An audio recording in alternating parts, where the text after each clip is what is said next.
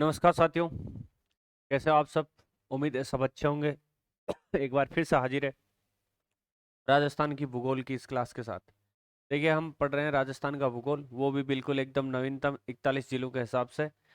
तो ये अपनी आज दूसरी क्लास होने वाली है। पहली क्लास में हमने स्थिति और विस्तार के बारे में चर्चा करी थी, और ये जो क्लास है महत्वपूर्ण रहेगी राजस्थान के उन तमाम एग्जामों के लिए जिसमें ये भूगोल का पार्ट दिया होता है। मुख्य तौर पर हम चला रहे हैं चतुश्रेणी कर्मचारी के लिए स्पेशल निशुल्क बेंच, जिसमें लगभग 25 लाख राजस्थान के युवा बैठने वाले हैं और 54,000 भर्ती है। मैं पूरा विश्वास दिला सकता हूं, यदि आप यहाँ पर क्लास लोगे तो एक भी सिंगल सवाल आपको कहीं से बाहर पढ़ने की जरूरत नहीं है। हम पूरा राजस्थान का भूगोल यहाँ पर, जो कि नवीनतम आंकड़ों के अनुसार है, कवर करेंगे, तथा लास्ट में हम ले लेंगे एक टेस्ट सीरीज। हर टॉपिक के बाद में भी टेस्ट लेंगे, अपने जो ऐप है उस पर भी टेस्ट मिल जाएंगे। मतलब सारा जो टॉपिक है उसको कवर करेंगे, अगल बगल ज़्यादा लफड़े में पढ़ने की जरूरत नहीं है। और ज़्यादा मैटर पढ़ो जो ना कहीं कंफ्यूज हो, ये वास्ते एक जगह पढ़ो, अच्छो पढ़ो। कोई चीज़ छूटे तो बताओ कि सर इसमें ये नहीं आया था, तब तो आप कमेंट बॉक्स में बताना कि सर ये सवाल आपने छोड़ दिया, या ऐसा जो इंपॉर्टेंट फैक्ट एग्जाम की दृष्टि से था उसको आपने पढ़ाया नहीं। सारा यहाँ पर कवर किया गया है। तो आज अपनी ये दूसरी क्लास होने वाली है नवीनतम जिलों के हिसाब से, जो है राजस्थान भूगोल की। देखिए, आज हम पढ़ेंगे राजस्थान के भौतिक प्रदेश। आप यदि चतुश्रेणी कर्मचारी का सिलेबस उठा के देखोगे, चतुश्रेणी या फिर वाहन चालक या और अन्य कोई भी भर्ती जिसमें राजस्थान भूगोल का पार्ट है, उसके लिए बहुत ज्यादा इंपॉर्टेंट है ये। ठीक है, तो शुरुआत करते हैं। आज हम पढ़ने वाले हैं राजस्थान के भौतिक प्रदेश, जिसमें पहला भौतिक प्रदेश पढ़ेंगे पश्चिमी मरुस्थलीय प्रदेश। वेरी वेरी इंपॉर्टेंट सवाल यहाँ से सीधे छपते हैं, इस कारण इस क्लास को बहुत ही सावधानी पूर्वक लेना है। नए हैं तो गोल गुरु एकेडमी पर जरूर जुड़े भाई। ये टेलीग्राम चैनल है, यहाँ से ज्वाइन कर ले, आपको पीडीएफ मिल जाएगी तथा क्लास का शेड्यूल मिल जाएगा। जल्द ही आपके जो है कला और संस्कृति और राजस्थान हिस्ट्री की क्लासें भी शुरू हो जाएगी। पॉलिटिकल साइंस जो है उसकी भी क्लासें शुरू हो जाएगी, विज्ञान की भी शुरू हो जाएगी, कंप्यूटर की भी शुरू हो जाएगी। कुल मिला के सारा जो चतुश्रेणी का है, चाहे पटवार का जो है अगस्त में, उसको भी कवर करेंगे। वीडियो की जो है उसके लिए भी अपन एक टेस्ट सीरीज के माध्यम से आपको बहुत सारा कवर करवाने का प्रयत्न करेंगे। और अपना मेन टारगेट आगे और रहेगा जो है थर्ड ग्रेड एग्जाम। तो सारे एग्जाम यहाँ पर आपको अच्छी तरीके से उनके लिए प्रिपरेशन करवाई जाएगी, बस आप तो ईमानदारी से पढ़ो। देखिए, टेस्ट सीरीज देने के लिए गोल गुरु एकेडमी पर जाके अपना ऐप है, इसको आप डाउनलोड कर ले भाई। अच्छी ऑथेंटिक व्याख्या सही टेस्ट सीरीज आपको मिलेगी। तो देखिए, हम पहला आज जो है दूसरी क्लास है, दूसरी क्लास है जिसमें पढ़ रहे हैं राजस्थान के भौतिक प्रदेश। यदि राजस्थान के भौतिक प्रदेशों की बात करें तो सबसे पहले आगे आप देख लेना कि राजस्थान को 4 भौतिक प्रदेशों में विभाजित किया गया। आगे हम पढ़ेंगे जो सर्वमान्य मत माना गया है राजस्थान के भौतिक प्रदेशों के बारे में, वो है 4। आगे देख लेंगे। सबसे पहले बेसिक से शुरुआत करते हैं। तो वीसी मिश्रा ने राजस्थान का जो भूगोल, इनकी किताब है, वीसी मिश्रा की किताब कौन सी? राजस्थान का भूगोल। इसमें इन्होंने राजस्थान को कितने 7 भौतिक प्रदेश में विभाजित किया है। ये देखो, चित्र के माध्यम से डॉक्टर वीसी मिश्रा का विभाजन दिया गया है, जिसमें इन्होंने 7 बताए हैं भाई। पहला कौन सा बताया है? पहला बताया है पश्चिमी शुष्क मरुस्थल या पश्चिमी शुष्क प्रदेश। शुष्क प्रदेश ये पहले विभाजन का जो इनका भाग है। दूसरा इन्होंने बताया अर्ध शुष्क प्रदेश। देखिए, डॉक्टर वीसी मिश्रा के द्वारा राजस्थान का भूगोल नामक किताब में राजस्थान को 7 भौतिक प्रदेशों में विभाजित किया गया है, जिसमें पहला है पश्चिमी शुष्क प्रदेश, ये वाला। ये देखो दिख रहा है आपको पश्चिमी शुष्क प्रदेश, और ये सबसे बड़ा भी है भाई। पश्चिमी शुष्क प्रदेश यहाँ से लेके ये देखो कौन कौन सा जिला आ रहा है। पूरा जैसलमेर आ रहा है, फलोदी का पार्ट आ रहा है, बीकानेर का पार्ट आ रहा है, इधर आप देखोगे चूरू का पार्ट आ रहा है, थोड़ा बहुत नागौर का भी आ रहा है, और इधर आ रहा है बाड़मेर का। तो ये वाला जो पार्ट है ये पश्चिमी शुष्क प्रदेश। फिर जो अर्ध शुष्क अपन सर्वमान्य मत पढ़ते हैं, उसमें जो अर्ध शुष्क प्रदेश आता है वो वाला पार्ट देखो। यहाँ जो सारा ये जो पार्ट है ये इनका दूसरा पार्ट है। तीसरा उन्होंने बताया है नहरी प्रदेश। कौन सा बताया भाई? नहरी प्रदेश। डॉक्टर वीसी मिश्रा ने तीसरा जो बताया है वो बताया आपके नहरी प्रदेश। ये वाला देखो, गंगानगर और हनुमानगढ़ मुख्य तौर पे आते हैं, और पश्चिमी भाग आता है किसका? अपने बीकानेर का। चौथा इन्होंने बताया है अरावली प्रदेश, जिसमें अधिकतर जो है सिरोही का पार्ट आता है। अरावली प्रदेश बताया है इन्होंने। कौन सा बताया है? अरावली प्रदेश बताया जिसमें अधिकतर जो है सिरोही का जो है पार्ट आता है इसमें, ठीक है, उदयपुर का पार्ट आता है, राजसमंद का भी पार्ट आता है। पांचवा इनके द्वारा बताया गया है पूर्वी कृषि औद्योगिक प्रदेश, जिसमें जो है मैदानी भाग है। पूर्वी औद्योगिक प्रदेश, पूर्वी औद्योगिक प्रदेश, पूर्वी औद्योगिक प्रदेश है, इसमें इनके द्वारा ये जो पूर्वी मैदानी भाग है इसके बारे में चर्चा की गई है। अब देखिए हम देखते हैं छठा, तो ये देखिए यहाँ पर छठा वाला भाग है दक्षिणी पूर्वी कृषि प्रदेश। हाड़ौती और जो राजस्थान के दक्षिणी जिले हैं जैसे डूंगरपुर, बांसवाड़ा, प्रतापगढ़ और हाड़ौती, कोटा, बूंदी, बारां, झालावाड़, ये वाला इस भाग में शामिल किया गया है। तो दक्षिणी पूर्वी कृषि प्रदेश छठा देखें यहाँ पर, इधर देख लेते हैं दक्षिणी पूर्वी कृषि प्रदेश, कृषि प्रदेश। यदि बात करें सातवें और आखिरी की तो देख सकते हो आप ये पर चंबल बीहड़ प्रदेश, इन्होंने सातवें जो भौतिक विभाजन है उसको नाम दिया है चंबल बीहड़ प्रदेश। चंबल नदी जिस क्षेत्र में बीहड़ का निर्माण करती है, बेडलैंड टोपोग्राफी का निर्माण करती है, उसको चंबल बीहड़ क्षेत्र इनको नाम दिया गया है। तो ये 7 प्रदेश जो है वीसी मिश्रा के हिसाब से राजस्थान को 7 भौतिक प्रदेशों में विभाजित किया गया है। ये मैप के माध्यम से आपको दर्शाया गया है। देखिए ये तो है पहला, ये आप देखोगे दूसरा, ये इधर वाला पार्ट तीसरा, ये चौथा, पांचवा, छठा और ये सातवां। ये 7 प्रदेश इन्होंने बताए हैं। आगे चलते हैं। देखिए आगे यदि बात करें तो ये फैक्ट भी याद रखना, हरिमोहन सक्सेना जिनकी राजस्थान भूगोल की किताब चलती है और ऐसा बोला जाता है कि ये ऑथेंटिक किताब है। यदि आपको कोई ऑब्जेक्शन लगाना होता है तो इस किताब के माध्यम से लगाते हैं, लेकिन छोटे एग्जाम के लिए बहुत ही डीपली थ्योरी दे रखी होती है, इतनी ज़्यादा इंपॉर्टेंट हम इसके लिए नहीं मान सकते। आरएस जैसे एग्जाम के लिए ये इनकी किताब मानी जाती है। तो हरिमोहन सक्सेना और प्रोफेसर तिवारी द्वारा वर्गीकरण किया गया कब? 1994 में। किताब है राजस्थान का प्रादेशिक भूगोल। इसमें राजस्थान को प्रमुख गौण, तृतीयक व सूक्ष्म प्रदेशों का निर्धारण किया गया है। मतलब राजस्थान को प्रमुख प्रदेशों में, गौण में, तृतीयक और सूक्ष्म प्रदेशों में विभाजित किया गया है। किसके द्वारा? हरिमोहन सक्सेना और डॉक्टर तिवारी के द्वारा। ये जो है इनका विभाजन अच्छे से पहले भी वीडियो में आपको प्लेलिस्ट में राजस्थान का भूगोल है उसमें मिल जाएगा, लेकिन वो भूगोल जो है पुराने हिसाब से पढ़ाई गई है, पुराने जिलों के हिसाब से। लेकिन ये जो है इसका विस्तारपूर्ण अध्ययन वहां पर आपको किया हुआ मिल जाएगा। ठीक है भाई, आगे चलते हैं। अब देखिए जो सर्वमान्य मत है, उच्चावच किसके आधार पर बांटा गया है? उच्चावच। उच्चावच क्या होता है? पृथ्वी पर जो भी उबड़ खाबड़ क्षेत्र है ये क्या कहलाते हैं? उच्चावच कहलाते हैं। जैसे पहले उच्चावच कौन से, प्रथम श्रेणी के उच्चावच कौन से माने जाते हैं? महासागर व महाद्वीप। महासागर व महाद्वीप मतलब जो नीचे दसे हुए भाग है जिनमें पानी भर गया वो महासागर कहलाते थे शुरुआत में, और जो ऊपर उठा हुआ भाग है वो कहलाते थे महाद्वीप।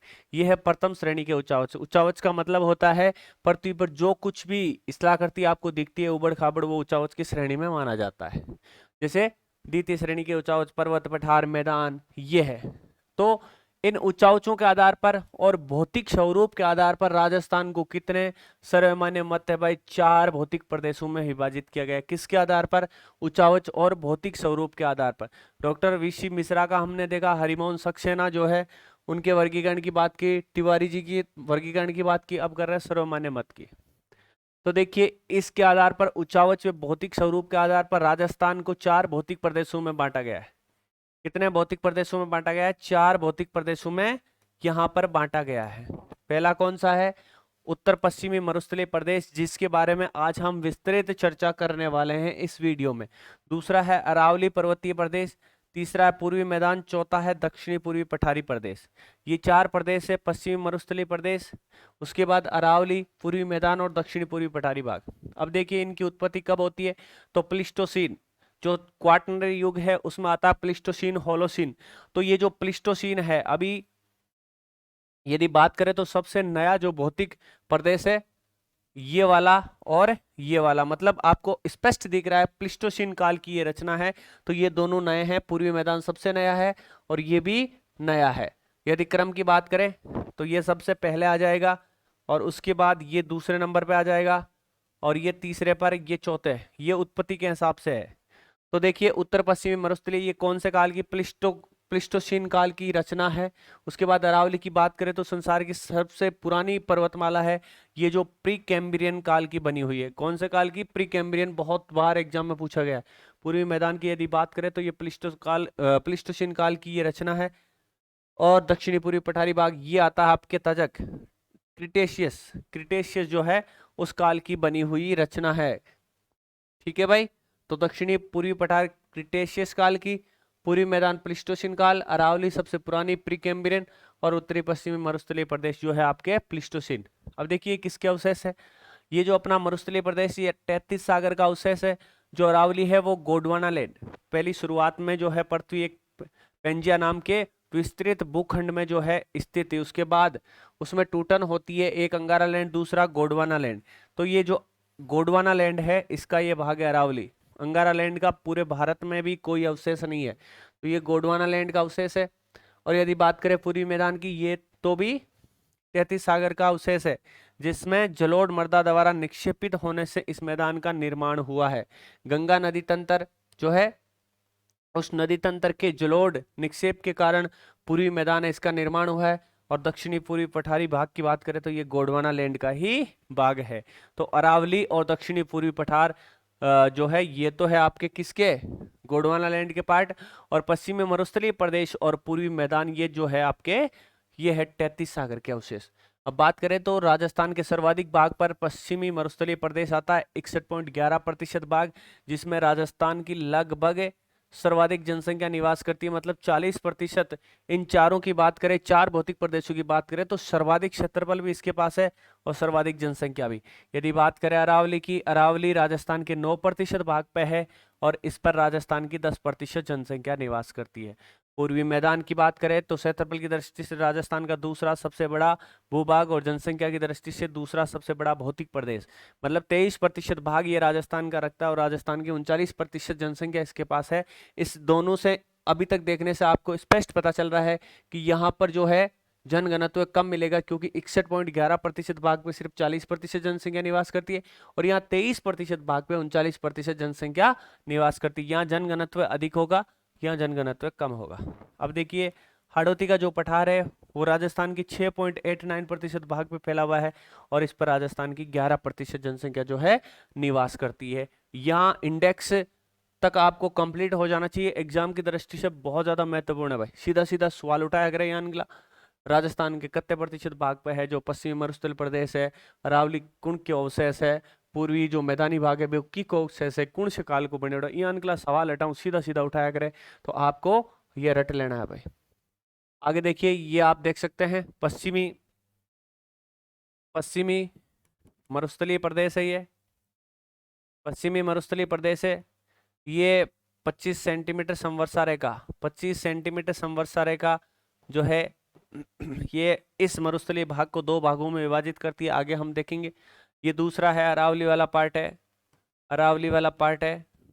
ये देखिए पूर्वी मैदानी वाला पार्ट है, पूर्वी मैदानी भाग जो है, मैदानी भाग। और ये हाड़ौती का पठार, हाड़ौती का पठार ये हमने आसानी से देख लिया, ये सबसे प्राचीन है, उसके बाद ये बना, उसके बाद ये बना और सबसे नवीन ये है। सर्वाधिक क्षेत्रफल ये रखता है, उसके बाद ये रखता है, उसके बाद ये रखता है और सबसे कम है जो बात करें राजस्थान का कुल भाग है उसका, ये हाड़ौती का पठार रखता है। सर्वाधिक जनसंख्या यहाँ निवास करती है, उसके बाद यहाँ पर करती है। ये सारी चीजें हमने पढ़ ली है भाई, ठीक है। आगे चलते हैं, अब देखते हैं सबसे पहले उत्तर पश्चिमी मरुस्थलीय भाग। उत्तर पश्चिमी मरुस्थलीय प्रदेशी मरुस्थलीय भाग, हमने चार जो भाग पढ़े हैं उनमें सबसे पहला पढ़ेंगे उत्तर पश्चिमी मरुस्थलीय भाग। ये देखिए भाई पूरा का पूरा ये जो है ये यहां से लेके यहां तक, ये वाला जो पार्ट है ये क्या कहलाता है, उत्तर पश्चिमी मरुस्थलीय भाग कहलाता है। इसके बारे में आगे हम चर्चा करेंगे कि इसको भी पुनः दो भागों में बांटा गया है। ये देखो, ये आपको दिख रहा है यहां से लेके यहां तक, इससे इधर वाला भाग क्या कहलाता है? पश्चिमी शुष्क प्रदेश। और ये क्या कहलाता है? अर्ध शुष्क प्रदेश। फिर इसको हम दो भागों में बांटेंगे। इसमें तो एक तो बालू का स्तूप युक्त क्षेत्र, एक तो युक्त क्षेत्र और एक है मुक्त क्षेत्र। मतलब जहां पर रेत के टीले नहीं पाए जाते, धोरे नहीं पाए जाते, उस वाले भाग को बोलेंगे हम बालू का स्तूप मुक्त क्षेत्र। और जहां पर मिलते हैं उसे बोलेंगे युक्त क्षेत्र। मतलब क्या है? पश्चिमी मरुस्थलीय प्रदेश। पश्चिमी मरुस्थलीय प्रदेश जो है इसको हम दो भागों में बांट के देखते हैं। दो भागों में बांट के देखेंगे तो एक आता है पश्चिमी शुष्क प्रदेश, पश्चिमी शुष्क, और दूसरा आता है अर्ध शुष्क प्रदेश। अर्ध शुष्क इसको भी आगे हम देख लेंगे। चार भागों में बांटते हैं, इसको दो भागों में बांटते हैं। बालू का स्तूप, बालू का स्तूप, युक्त क्षेत्र और मुक्त मुक्त क्षेत्र, मुक्त क्षेत्र। ठीक है भाई। तो उत्तर पश्चिमी मरुस्थलीय प्रदेश को इस तरीके से हम डिवाइड करते हुए पढ़ेंगे। पश्चिमी शुष्क प्रदेश को पढ़ेंगे, फिर अर्ध शुष्क को पढ़ेंगे, पश्चिमी शुष्क प्रदेश में बालू का स्तूप युक्त क्षेत्र को, फिर मुक्त क्षेत्र को पढ़ने वाले हैं।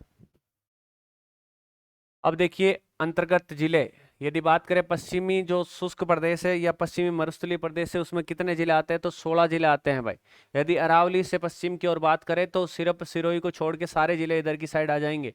जैसलमेर आता है, राजस्थान का सबसे बड़ा जिला। बाड़मेर आता है, बालोतरा आता है जो बाड़मेर से अलग होके बना है। जोधपुर आता है, जोधपुर से अलग होकर फलोदी बना, वो भी इसी में आता है। बीकानेर आता है, आपके गंगानगर हनुमानगढ़ आते हैं।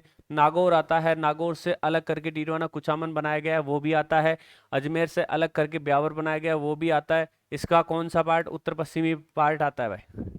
जालोर आता है, सीकर, चूरू, झुंझुनू तीनों आते हैं, और पाली का पश्चिमी भाग आता है। ये सारे जिले किस में आते हैं? पश्चिमी मरुस्थलीय प्रदेश में आते हैं। क्षेत्रफल व विस्तार की बात करें तो हमने देख लिया 61.11।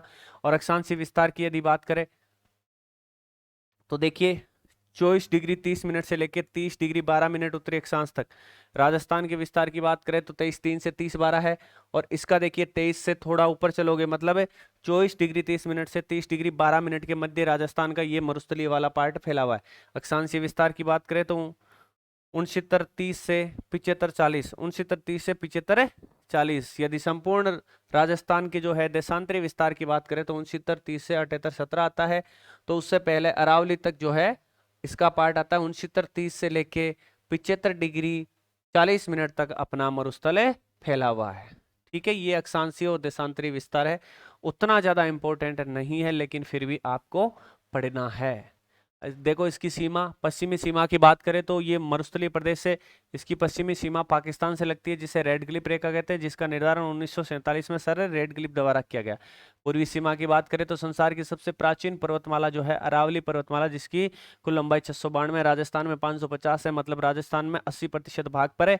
सिरोही से लेकर झुंझुनू तक है, राजस्थान के मध्य में एक विकिरण की भांति फैली हुई है, तो ये इसकी पूर्वी सीमा बनाती है।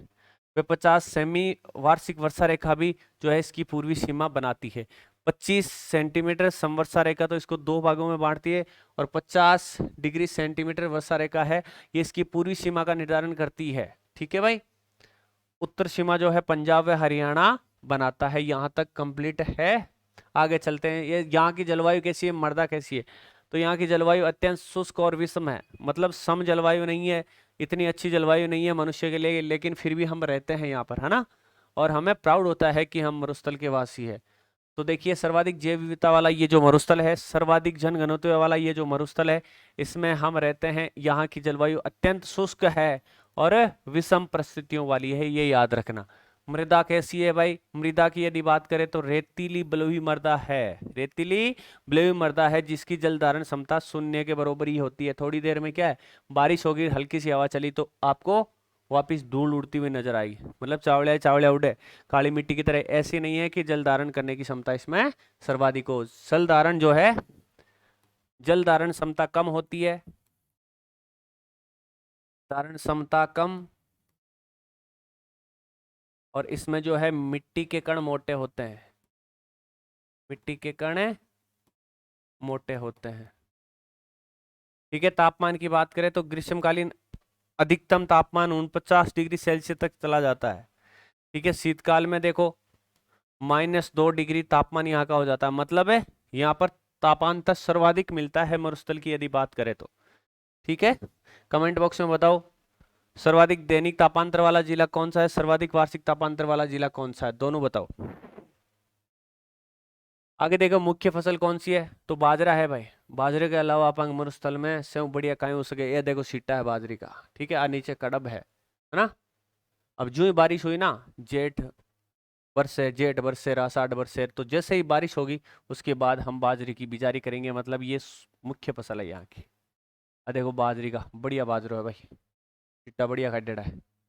और कहीं है मोठ और गवार है, मोठ गवार मूंग बाजरा, ये जो है अपने इस मरुस्थलीय वाले भाग की प्रमुख फसलें हैं। इंदिरा गांधी नहर परियोजना के बाद विविध फसलें भी उगाई जाती है। जब से इंदिरा गांधी नहर आई है, पश्चिमी मरुस्थलीय प्रदेश में अन्य फसलों को भी उगाया जाता है। पहले जो है अपने खरीफ की फसल ही ली जाती थी, इसके बाद यहाँ पर रबी की फसल भी ली जाती है। वनस्पति कैसी है, अरे बौड़िया है, मतलब बबूलेट है, फोग है, खेजड़ा है, केर है, बेर है, थोर उगड़ा है, केकट्स है, और सेवन घास जिसे लिलोण घास भी कहते हैं, लिलोण सेवन ये धामण, ये सारी घासें भी यहाँ पर है मिलती है। तो सेवन घास, बबूल, फोक, खेजड़ा, केर, बेर, थोर, केकेट्स जो है यहाँ पर वनस्पति मिलती है। ये इंपॉर्टेंट है भाई। सेवन घास पूछा गया है, धामण, दामन, सेवन, ये क्या है, लिलोण, ये क्या है, ये पश्चिमी मरुस्थल में पाई जाने वाली घासें हैं। ये देखो राजस्थान का राज्य वृक्ष, राजस्थान का राज्य वृक्ष कौन सा है, खेजड़ा। ठीक है, आगे चलते हैं। देखिए वर्षा कैसी होती है, वर्षा बहुत कम होती है। कितनी होती है, 20 सेंटीमीटर से 50 सेंटीमीटर वर्षा होती है। एक देखिए समक्षेत्र है, समक्षेत्र है, यहाँ पर जो है वर्षा वर्षा नहीं होती, दोहरों के लिए जाना जाता है। समक्षेत्र दोहरों के लिए प्रसिद्ध है। और यहाँ एक क्षेत्र है नाचना, जो कि ऊंट की सवारी के लिए प्रसिद्ध माना जाता है। तो वार्षिक वर्षा जो है 20 से 50 सेंटीमीटर है भाई। भौगोलिक विशेषता की बात करें तो मरुस्थल का संबंध किससे है, ग्रेट पेलियो आर्कटिक अफ्रीका मरुस्थल से है। जो अफ्रीका वाला पार्ट है,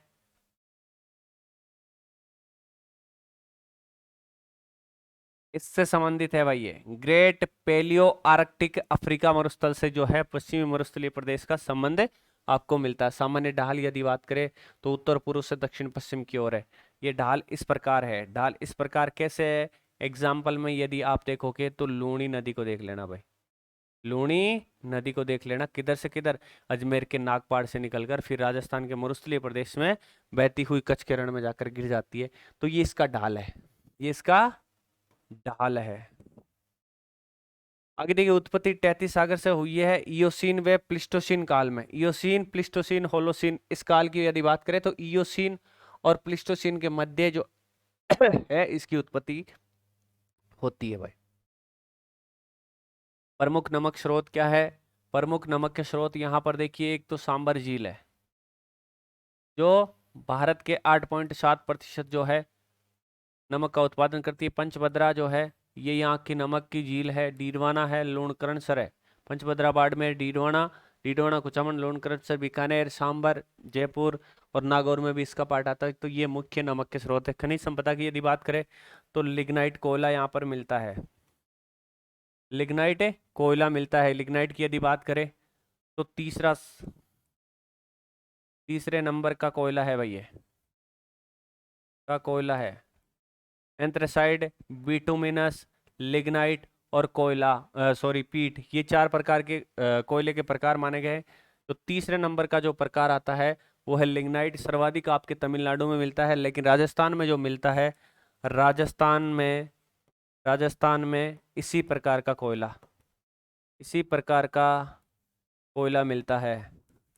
यदि एंथ्रासाइड की बात करें, बिटुमिनस की बात करें तो वो आपके जम्मू कश्मीर में मिलता है। पीट कोयले की बात करें तो वो सर्वाधिक घटिया किस्म का, सबसे घटिया किस्म का कोयला है जो जलाने पर राख ही राख देता है।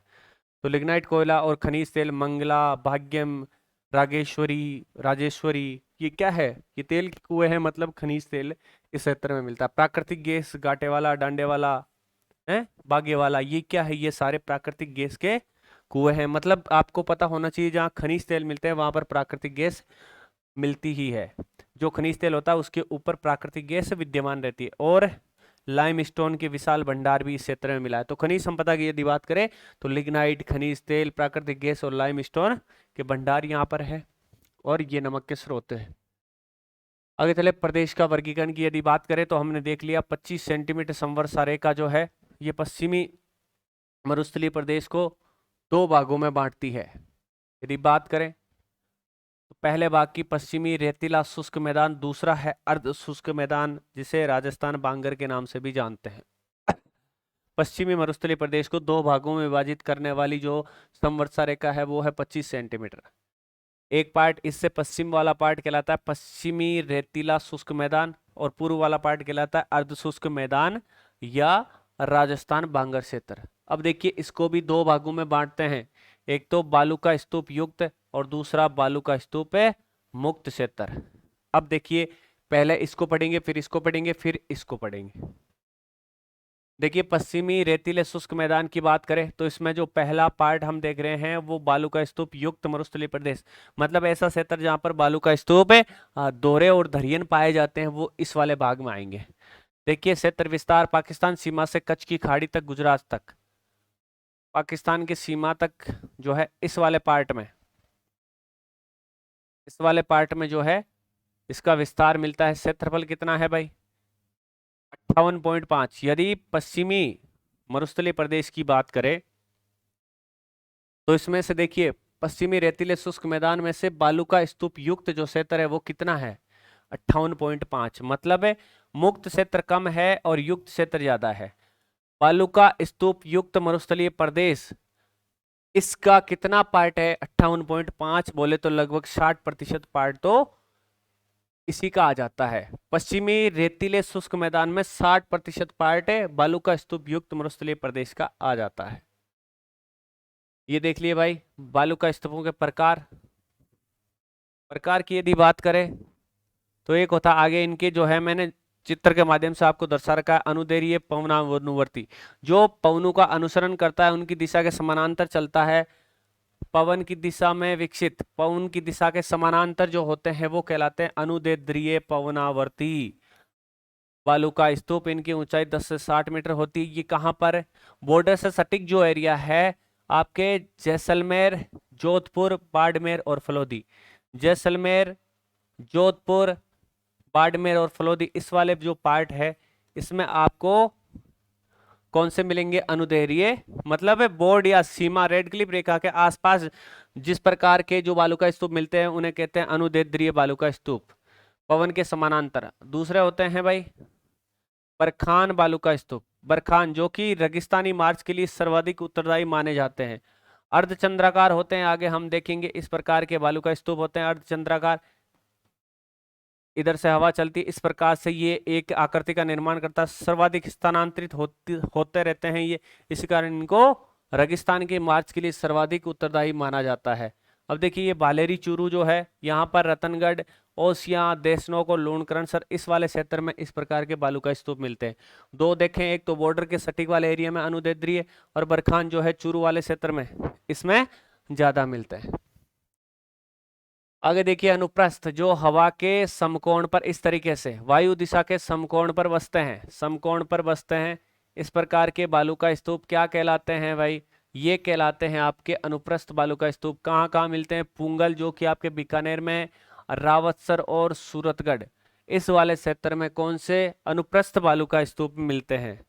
अभी हमने देखा अनुदैर्घ्य बालू का स्तूप बोर्ड के आसपास वाले एरिया में, बरखान जो है शेखावाटी वाले क्षेत्र में अधिक मिलते हैं, और ये अनुप्रस्थ जो है बीकानेर, रावतसर और सूरतगढ़, बीकानेर की यदि बात करें तो पुंगल में। पैराबोलिक, महिलाओं की जो हेयरपिन होती है उसके समान ये बनने वाले बालू का स्तूप होते हैं। हेयरपिन जैसी आकृति समस्त मरुस्थलीय जिलों में मिलते हैं, मतलब सभी जगह इस प्रकार के मिलते हैं, क्योंकि आपको पता है महिलाएं सभी जगह मिलती है, तो इसी प्रकार से आप याद रखोगे कि जो महिला होती है वो हेयरपिन जरूर रखती है, और हेयरपिन के आकृति वाले जो बालू का स्तूप है उन्हें बोलते हैं पैराबोलिक। मतलब है राजस्थान के समस्त मरुस्थलीय प्रदेशों में या जिलों में ये मिलते हैं। तारा, अलग अलग विभिन्न दिशाओं से जब हवाएं आती है, विभिन्न दिशाओं से हवाएं आती है, अपने साथ जो है मिट्टी के कण लाकर एक बालू का स्तूप का निर्माण करती है, उसे बोलते हैं तारा बालू का स्तूप। क्या बोलते हैं? तारा बालू का स्तूप बोलते हैं। इस प्रकार से इसका निर्माण होता है, विभिन्न दिशाओं में हवाओं के आने के कारण इसका विकास होता है। और ये कहाँ पर मिलते हैं भाई? मोहनगढ़, पोखरण और सूरतगढ़। मोहनगढ़, पोखरण, सूरतगढ़। मोहनगढ़, पोखरण, जैसलमेर, सूरतगढ़, गंगानगर, इस वाले पार्ट में जो है तारा बालू का स्तूप मिलते हैं। नेटवर्क की बात करें तो ये देखो एक जाली नुमा संरचना होती है और हनुमानगढ़ से हिसार भिवानी तक एक श्रृंखला में जो पाए जाते हैं उन्हें क्या बोलते हैं? नेटवर्क बालू का स्तूप बोलते हैं। नेटवर्क फैला हुआ है इनका हनुमानगढ़ से लेकर हरियाणा तक। अवरोध के कारण जो बनते हैं जैसे नागपाड़, बूढ़ा पुष्कर और सीकर में इस प्रकार की आकृतियां देखने को मिलती है। अब देखिए ये बरखान व अर्धचंद्राकार हवा की दिशा है, से ये अवतल बनता है, ये उत्तल ढाल बनता है। मतलब जिस तरफ से हवाएं चलती है, हवा जिस तरफ से चलती है उसकी तरफ ढाल कैसा होता है? ढाल होता है मंद। ढाल मंद। यहाँ पर ढाल कैसा होता है? ढाल तीव्र होता है। जिधर से हवाएं चलती है हवा की दिशा की तरफ ढाल कैसा होता है? मंद होता है। विपरीत में कैसा होता है? ढाल तीव्र होता है।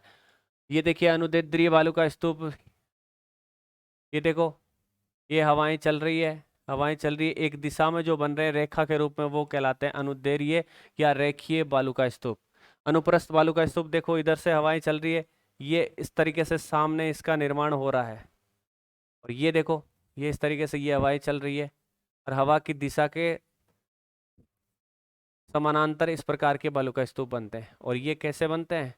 समकोण पर बनते हैं।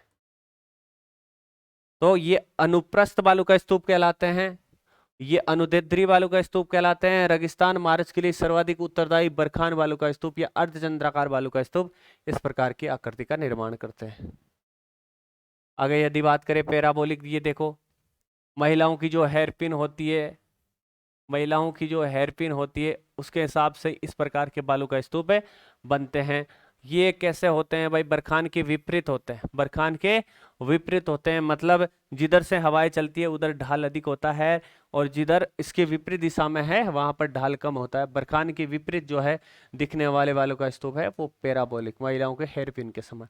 तारानुमा बालू का स्तूप आपको पता ही है, तारे जैसी आकृति, कभी इधर से हवाएं, कभी इधर से हवाएं, कभी इधर से हवाएं, कभी इधर से हवाएं, इस प्रकार से ये जो है बालू का स्तूप का निर्माण होता है। ये बालू का स्तूप कौन से कहलाते हैं भाई? ये तारा बालू का स्तूप कहलाते हैं। यहाँ तक आपके कंठस्थ हो जाना चाहिए। प्रमुख स्थलाकृतियां और विशेष शब्दावली की यदि बात करें तो इर्ग क्या कहलाता है? इर्ग क्या कहलाता है? आपको कोई पूछे बालू का स्तूप युक्त क्षेत्र में जो है मरुस्थल कौन सा मिलता है, तो इर्ग मरुस्थल मिलता है। कौन सा मिलता है? इर्ग। इर्ग मरुस्थल उसे कहते हैं जो रेत का मरुस्थल होता है, मतलब रेतीला मरुस्थल है। इर्ग रेग हम मादा आगे पढ़ेंगे, हम यहाँ पर इर्ग देख रहे हैं, रेतीला मरुस्थल इर्ग कहलाता है। देखिए आगे एक हम देखेंगे रेग मरुस्थल। रेग मतलब रेत नहीं होता, मतलब वहां पर रेत का कोई रोल नहीं है। इर्ग मतलब होता है रेतीला मरुस्थल, याद रखना। पलाया झील यहाँ पर मिलती है, मतलब मरुस्थलीय प्रदेशों के बीच में एक पानी ठहराव की छोटी छोटी झीलें जो होती है वो पलाया झील, आगे मैं आपको दिखाऊंगा। बालू का स्तंभों के मध्य अस्थायी जो झील बनती है वर्षा जल संचयन के लिए जानी जाती है, वो क्या है? पलाया झील। यदि बात करें पश्चिमी मरुस्थलीय प्रदेश की तो वर्षा जल संचयन की विधि कौन सी है? ये पलाया झील जो है इसमें प्रमुख स्थान रखती है। पालर पानी किन के वेर है? अरे झुको आपने बारिश हो, आज बरसों भी है, जो बारिश प्राप्त हुए और घर में आप सुरक्षित रख लिया भी वर्षा जल ने कहीं के वे स्थानीय भाषा में पालर पानी के मतलब है वर्षा से प्राप्त सुरक्षित जल क्या कहलाता है? पालर पानी कहलाता है। टाट या रन, ये कीचड़नुमा क्षेत्र है, दलदली क्षेत्र है। दो बालू का स्तूपों के मध्य बना दलदली क्षेत्र है। दलदली क्षेत्र क्या कहलाता है? टाट या रन कहलाता है।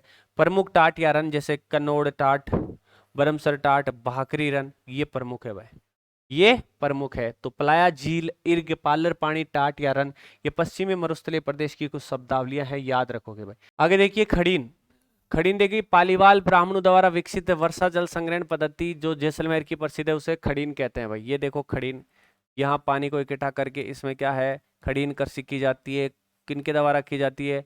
पालीवाल ब्राह्मणों के द्वारा की जाती है। कहाँ पर की जाती है? जैसलमेर में की जाती है। ये देखिए मरुस्थलीय क्षेत्र है, उसके बीच में ये पानी वाला क्षेत्र है, पानी रोक के यहाँ पर जो है खड़ी निकासी की जाती है। दरियन स्थानांतरित जो बालू का स्तूप होते हैं वो दरियन कहलाते हैं, और लहरदार जो बालू का स्तूप होते हैं वो दोहरा कहलाते हैं। दरियन जो है वो गतिशील होते हैं, दोहरे स्थायी होते हैं।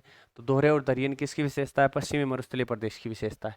लघु मरुस्थल की बात करें तो कच्छ के रण से अनूपगढ़ तक फैला क्षेत्र महान मरुभूमि, जिसे क्या बोलते हैं? लघु मरुस्थल बोला जाता है। जो सीमा से सटी के कच्छ के रण से लेके अनूपगढ़ जो है वहां तक फैला जो क्षेत्र है उसे महान मरुभूमि या लघु मरुस्थल के नाम से जाना जाता है।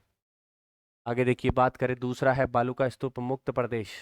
बालू का स्तूप है मुक्त प्रदेश। पहला पड़ा बालू का स्तूप युक्त क्षेत्र, अब है मुक्त क्षेत्र। वो था 58.50, ये है 41.50। जो पश्चिमी मरुस्थलीय प्रदेश है उसका ये इतना भाग है। विस्तार कहाँ पर है? जैसलमेर में है, बालोतरा में है, फलोदी में है। पूर्व में जैसलमेर, जोधपुर, बाड़मेर, तीन में ही था। वर्तमान में जैसलमेर, बालोतरा और फलोदी में है। दो नए जिलों की बात करें और जैसलमेर की बात करें तो ये मुक्त क्षेत्र जो है इन क्षेत्र में मिलते हैं। भूगर्भ जुरासिक काल की यहाँ पर जो चट्टानें मिलती है, ट्रशरियर प्लिस्टोसिन, ट्रशरी जुरासिक प्लिस्टोसिन काल की परतदार अवसादी चट्टानों से इसका निर्माण हुआ है। कौन से काल की? जुरासिक काल की, ट्रशियर काल की, प्लिस्टोसिन काल की परतदार अवसादी चट्टानों से इसका निर्माण हुआ है। इस वाले क्षेत्र में एक जैविक अवशेष मिला है जो बहुत बार एग्जाम में पूछा गया है भाई। आकलवुड फॉसिल पार्क कहाँ है? राष्ट्रीय मरु उद्यान जो कि जैसलमेर और बाड़मेर में फैला हुआ है। अधिकतर इसका पार्ट जैसलमेर में आता है। तो जैसलमेर में राष्ट्रीय मरु उद्यान में आकलवुड फॉसिल पार्क लकड़ी के पुराने अवशेष से देख सकते हो आप। कहाँ पर मिलते हैं? ये बालू का स्तूप मुक्त वाले क्षेत्र जैसलमेर में मिलते हैं। कुलधारा गांव जो है जैसलमेर, व्हेल मछली के अवशेष मिले हैं यहाँ पर कुलधारा गांव जैसलमेर में। तो ये प्राकृतिक अवशेष यहाँ, सॉरी जैविक अवशेष यहाँ पर मिले हैं। अब देखिए हमने देखा इर्ग, इर्ग जो मरुस्थल है वो कहाँ पर मिलता है? बालू का स्तूप युक्त क्षेत्र में। और मुक्त क्षेत्र में दो प्रकार के बालू का स्तूप मिलते हैं, सॉरी मरुस्थल मिलते हैं। एक तो हम्मादा, दूसरा रेग। जो पथरीला मरुस्थल होता है वो हम्मादा कहलाता है। पथरीला मरुस्थल हम्मादा कहलाता है क्योंकि यहाँ पर अवसादी चट्टानों का जमाव है। ठीक है, तो हम्मादा कहाँ पर है भाई? पोखरण, जैसलमेर, फलोदी जो अलग से जिला बन गया, बालोतरा अलग से जिला बन गया, इनके मध्य पोखरण, फलोदी और बालोतरा के मध्य जो क्षेत्र है इस वाले पार्ट में कौन सा? हम्मादा का जमाव पाया जाता है। रेग की बात करें तो मिश्रित जो मरुस्थल है जिसमें कंकड़ पत्थर रेत, तो ये सारा मिश्रित जो मरुस्थल है वो रेग कहलाता है। यहाँ तक कंप्लीट है। आगे चलते हैं। लाठी सीरीज है इस क्षेत्र में जो कैसे एक मीठे पानी की जो है अंतर भूगर्भ में एक पट्टी है, पोखरण से लेकर मोहनगढ़ तक।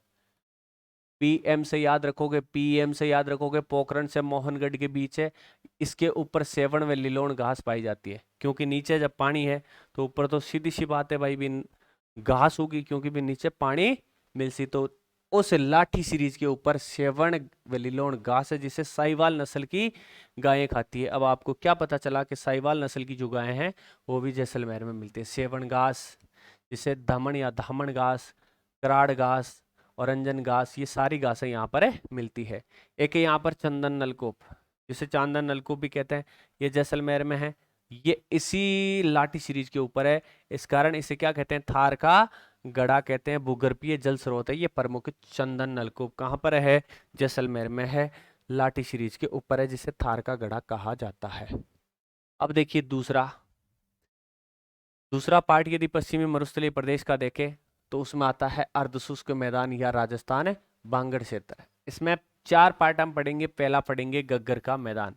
देख लीजिए एक बार गग्गर देखिए हनुमानगढ़ से प्रवेश करती है, ये गंगानगर में जाती है। जब ज़्यादा इसमें बारिश होती है, बाढ़ आती है तो ये पाकिस्तान के पोर्ट अब्बास तक चली जाती है जब उफान पर होती है। मुख्य इसका क्षेत्र हनुमानगढ़ और गंगानगर है। नदी कौन सी? गग्गर नदी है। हनुमानगढ़ में इसे नाली कहा जाता है। इसके बहाव क्षेत्र को हनुमानगढ़ में क्या कहा जाता है? नाली कहा जाता है। इस गग्गर नदी को मृत नदी, नाटी नदी भी कहते हैं। सर्वाधिक नहरी सिंचाई होती है इस क्षेत्र में और ये क्षेत्र खाद्यान्न के लिए जाना जाता है। और अधिकतर यदि बात करें तो अमेरिकन कपास जो है जिसे नरमा के नाम से इस क्षेत्र में जाना जाता है, उसकी खेती इस क्षेत्र में होती है। और इस क्षेत्र का प्राचीन नाम क्या है? योध्य प्रदेश है। क्या क्या चीजें पढ़ी? देखिए अर्धशुष्क मैदान में पहला पार्ट पड़ा गग्गर का मैदान, हनुमानगढ़ और गंगानगर में है। और यहाँ की प्रमुख नदी कौन सी है? गग्गर, जिसकी जो बहाव क्षेत्र है उसको हनुमानगढ़ में नाली कहा जाता है। सर्वाधिक नहरी सिंचाई होती क्योंकि नहर है यहाँ पर, इंदिरा गांधी नहर है। खाद्यान्न है, खाद्यान्न के लिए उपयुक्त माना जाता है। अन्न भंडार कहते हैं इसको, गंगानगर को राजस्थान का अन्न भंडार कहा जाता है। तो खाद्यान्न के लिए अमेरिकन कपास, जिसे इस क्षेत्र में नरमा कहा जाता है, आपा भी कहवा ना कि नरमू बीजोगे, तो वो नरमा कहा जाता है। प्राचीन नाम योध्य प्रदेश इसे कहा जाता है। दूसरा आता है शेखावाटी का आंतरिक प्रवास क्षेत्र। इसमें देखिए अधिकतर तो शेखावाटी का भाग आ जाता है, सिकरचुरु झुंझुनू, और डीडवाना कुचामन का पार्ट आता है, और नागौर का पार्ट भी आता है। तो तीन तो शेखावाटी के जिले, जो एक चौथा नया जिला बना है डीडवाना कुचामन, उसका पार्ट आता है कौन सा, उत्तर वाला, और नागौर का भी उत्तर वाला पार्ट आता है। प्रमुख जल स्रोत जैसे कच्चे कुएं यहाँ पर मिलते हैं, जिसे स्थानीय भाषा में क्या कहते हैं, जोड़ कहते हैं। सवाल कैसे आता है कि शेखावाटी क्षेत्र में कच्चे कुएं क्या कहलाते हैं, जोड़ कहलाते हैं। पक्के कुएं क्या कहलाते हैं, नाड़ा कहलाते हैं। छोटे तालाब क्या कहलाते हैं, सर कहलाते हैं। और घास के मैदान क्या कहलाते हैं, बीड़ कहलाते हैं। ठीक है, बीहीड़ नहीं, बीड़ कहलाते हैं। और नदी कौन सी है इस क्षेत्र की, कांतली। गग्गर वाले पार्ट में हमने देखा तो प्रमुख नदी गग्गर देखी, हनुमानगढ़ और गंगानगर वाला पार्ट इसमें शामिल होता है। यदि बात करें इसमें, तो इसमें जो है शेखावाटी का आंतरिक प्रवास क्षेत्र में आपको तीन तो शेखावाटी के जिले और डीडवाना कुचामन में नागौर का कुछ पार्ट भी देखने को मिलता है। यहाँ पर कच्चे कुएं जो होते हैं उन्हें जोहड़ कहते हैं, पक्के कुएं कहलाते हैं नाड़ा, छोटे तालाब सर कहलाते हैं, घास के मैदान बीड़ कहलाते हैं, नदी कौन सी, कांतले। अब देखिए इसका तीसरा पार्ट आता है नागौर उच्च भूमि प्रदेश। ये जो भूमि है वो कैसी है, सोडियम क्लोराइड युक्त है, इस कारण ये थोड़ी बंजर है और रेतीली मिट्टी है। बंजर व रेतीली मिट्टी यहाँ पर नागौर उच्च भूमि में मिलती है, क्योंकि ये वाला जो पार्ट है पूरे मरुस्थल वाले भाग में थोड़ा ऊपर उठा हुआ है, इस कारण इसे नागौर उच्च भूमि कहा जाता है। ठीक है, समुद्र से इसकी थोड़ी ऊंचाई अधिक है। लवणीय मृदा का कारण है माइकोसिस चट्टानों से कैसी का प्रभाव। इसमें क्या होता है, नमक की परत ऊपर आ जाती है और जो भी बारिश होती है वो नीचे उसका पानी रिस रिस के नहीं जाता, तो लवणीय मृदा का यहाँ पर जमाव हो जाता है। तो माइकोसिस चट्टानों से कैसिका तत्व का प्रभाव जो होता है उसके कारण लवणीय मृदा का यहाँ पर निर्माण होता है। झीलों से नमक उत्पादन किया जाता है। इस वाले क्षेत्र में सर्वाधिक झीलें मिलती है आपको। उपभाग कौन कौन सा है इसका, मकराना श्रेणी आ जाता है, गोठ मांगलो श्रेणी आ जाता है जहाँ से कड़ी निकालते हैं। जाइल जो है ये गोठ मांगलो जाइल वाले क्षेत्र में ही आता है। तो ये जो इसके उपभाग है मकराना श्रेणी, गोठ मांगलो और जाइल। कुबड़ पट्टी यहाँ पर मिलती है। नागौर से अजमेर के मध्य एक जो है फ्लोराइड युक्त पानी की जल पट्टी है, जिसे क्या बोलते हैं, कुबड़ पट्टी, क्योंकि इसका पानी पीने से जो है हड्डियां ऐसे मुड़ जाती है, नहाने से भी मुड़ जाती है। बांका पट्टी, चाहे कुबड़ आदमी ऐसे कुबड़ हो जाता है, बांका हो जाता है, इस कारण इसे कुबड़ पट्टी कहा जाता है, बांका पट्टी कहा जाता है, या होच बेल्ट कहा जाता है। तीनों एक ही नाम है, रट लेना, छाप लेना, एग्जाम में पूछा जाता है। कुबड़ पट्टी या बांका पट्टी या होच बेल्ट कहाँ पर है, तो नागौर से अजमेर के मध्य है। कैसी है भाई, फ्लोराइड युक्त जल पट्टी है। रोग कौन सा होता है, फ्लोरोसिस रोग होता है, जिससे दांत पीले हड्डी जाम, दांत पीले हड्डी जाम मतलब हड्डियां मुड़ जाती है, दांत पीले हो जाते हैं, फ्लोरोसिस रोग हो जाता है भाई। चौथा व अंतिम जो पार्ट है इसका है लूणी व जवाई बेसिन, गोडवाड़ क्षेत्र जो है ये अर्धशुष्क प्रदेश का चौथा और आखिरी पार्ट है। इसकी नदियां कौन सी है, लूणी व सहायक नदियां हैं। जैसे हमने गग्गर वाले में गग्गर नदी पड़ी, शेखावाटी जो भाग है उसमें जो है हमने कांतली नदी पड़ी, नागौर उच्च भूमि में कोई जो है नदी नहीं पड़ी, कौन सी, बांका पट्टी पड़ी थी। उसके बाद हम देख ले लूणी व जवाई बेसिन। नागौर वाले पार्ट में जैसे खारी छोटी छोटी नदियां हैं वो ज़्यादा इंपॉर्टेंट नहीं है। तो लूणी व जवाई बेसिन में देखिए जिले कौन से आते हैं, जोधपुर, जालौर, पाली, बाड़मेर, जो उत्तर पश्चिमी जिले हैं वो इसमें शामिल किए गए हैं। भौगोलिक संरचना कैसी है, ग्रेनाइट व मालानी, ग्रेनाइट, अरे ग्रेनाइट से याद आया ना कि जालौर ग्रेनाइट सिटी के नाम से जाना जाता है। मालानी रायोलाइट की गुंबदाकार व इंसेलबर्ग पहाड़ियां जो होती है वो यहाँ पर मिलती है। इंसेलबर्ग जो है भौतिक भूगोल में अभी कभी पढ़ेंगे कि जो मरुस्थलीय क्षेत्र में है, कटाव के बाद बची जो छोटी पर्वतीय संरचना जिसे कहते हैं इस प्रकार से, वो क्या कहलाती है, वो इंसेलबर्ग कहलाती है। तो ये यहाँ पर मिलती है। प्रमुख बांध कौन से हैं, जसवंत सागर जिसे पिचियाक बांध भी कहा जाता है, इस क्षेत्र में मिलता है। सरदार समंद बांध मिलता है, जवाई बांध मिलता है, और हेमावास बांध व नया गांव बांध, ये प्रमुख बांध लूणी व जवाई बेसिन या गोडवार प्रदेश के माने गए हैं। पूर्वी सीमा जो इसकी बनाता है वो बनाता है काला भूरा डूंगर। तो ये चीजें आपके लूणी जवाई बेसिन में प्रमुख नदी लूणी और उसकी सहायक नदी जोजड़ी, सूखड़ी, लीलड़ी, खारी, जवाई, ये जो है इसकी मिलती है। जिले जोधपुर, जालौर, पाली, बाड़मेर आते हैं। यहाँ की भौगोलिक संरचना ग्रेनाइट, मालिका रायो, मलानी रायोलाइट कि गुम्बदाकार व इंसल वर्ग जो पहाड़ियां हैं वो यहाँ पर मिलती है। प्रमुख वहां जसवंत सागर, सरदार, समंद, जवाई, हेमावास, नयागांव, पुरी, सुमा, काला भूरा डूंगर। प्रमुख पहाड़ियां व इस्तेला करती हैं, ये देख सकते हो आप, 56 की पहाड़ियां, 56 की पहाड़ियां, 56 गुम्बदाकार पहाड़ियां 56 की पहाड़ियां कहलाती है। बालोतरा, बाड़मेर जो पहले था वर्तमान में नया जिला बन चुका है, बालोतरा से सिवाना के मध्य, सिवाना के मध्य गुम्बदाकार जो पहाड़ियां हैं उन्हें क्या बोलते हैं? 56 की पहाड़ियां बोला जाता है। नाकोड़ा जिसे राजस्थान का मेवानगर, राजस्थान का मेवानगर कहते हैं, नाकोड़ा पर्वत को। इन पहाड़ियों में स्थित प्रसिद्ध जैन मंदिर है। ये नाकोड़ा जिसे राजस्थान का मेवानगर कहते हैं कौन से धर्म से संबंधित है? जैन धर्म से संबंधित है और ये इन पहाड़ियों में स्थित है भाई। पीपलूद गांव, पीपलूद गांव पश्चिमी राजस्थान का लघु माउंट जिसे कहते हैं, पश्चिमी राजस्थान का लघु माउंट कौन सा गांव कहलाता है? पीपलूद गांव कहलाता है। ये कहाँ पर पड़ता है? आपके बालोतरा क्षेत्र में पड़ता है, मतलब इसी क्षेत्र में पड़ता है। जालोर, जालोर की ग्रेनाइट पहाड़ियां जसवंतपुरा गांव में है भाई। ठीक है, आगे देखिए, उल्लेखनीय पर्वत जालोर में, जालोर में कौन कौन से पर्वत है? 56 जो गुम्बदाकार पहाड़ियां पड़ी उनके अलावा देख लेते हैं। देखिए, सुंदा पर्वत जो है, सुंदा पर्वत से किस लिए आता है एग्जाम में? ये ऊंचा कितना है? 991 मीटर, लगभग 1 किलोमीटर ऊंचा है। सुंदा माता मंदिर है यहाँ पर, वहां पर राजस्थान का पहला रोपवे उड़न खटोला लगाया गया है। मतलब ये देखो, एक पहाड़ी पर तार बांध देते हैं, एक नीचे जाता है, उड़न खटोला ऐसे चलता है तार के सारे सारे। और ये क्या है? लोगों को ऊपर पहाड़ी तक पहुंचाने का अच्छा साधन है। तो 2006 में स्थापित किया गया था। कौन सी माता? सुंदा माता मंदिर पर, राजस्थान का पहला रोप वे, याद रखोगे। यहाँ पर देखिए, जालोर में एक डोरा पर्वत है, इसकी ऊंचाई 1-2 बार पूछी गई है भाई, 869 मीटर है। इसराना भाकर, जितने भी जो पहाड़ी और उनके आगे भाकर जो नाम लगा हुआ है वो कहाँ पर है? जालोर में। सिर्फ भाकर की बात करें तो वो आपके सिरोही में मिलेगी। तो इसराना भाकर जो है ये भी आपके यहाँ पर, रोजा भाकर है, ये भी यहाँ पर, जारोल है, ये भी यहाँ पर। तो कई बार क्या करते हैं, इनका क्रम पूछ लेते हैं। तो क्रम पूछ लेते हैं तो अवरोही क्रम याद रखोगे कैसे? देखो, सुंदा पर्वत है सबसे ऊंचा, उसके बाद डोरा पर्वत है, इसराना है, रोजा है और जारोल है। यही इनका क्रम है, सारे के सारे याद रखोगे भाई। ठीक है, आज के लिए इस क्लास में इतना ही, मिलते हैं नेक्स्ट क्लास में। यदि आपको क्लास अच्छी लगे तो लाइक और कमेंट जरूर किया करो भाई। पढ़ो इसको, जब एग्जाम होगा तब आप देखोगे, अभी इधर उधर डोल रहे हो, देख रहे हो कि यहाँ से मैटर मिल जाएगा, वहाँ से मिल जाएगा। आप यदि यहाँ पर पढ़ोगे ईमानदारी से तो आपको कहीं इधर उधर भटकने की जरूरत नहीं है। लोगों के लालच में ना आए, बस आप अपने गोल पे फोकस रखें। इस कारण गोल गुरु अकेडमी से जुड़े रहे, सारा मैटर आपको यहाँ पर मिलता रहेगा और भूगोल की तो खासकर चिंता करने की जरूरत ही नहीं है। धन्यवाद, आज के लिए इतना ही। जय हिंद, जय भारत।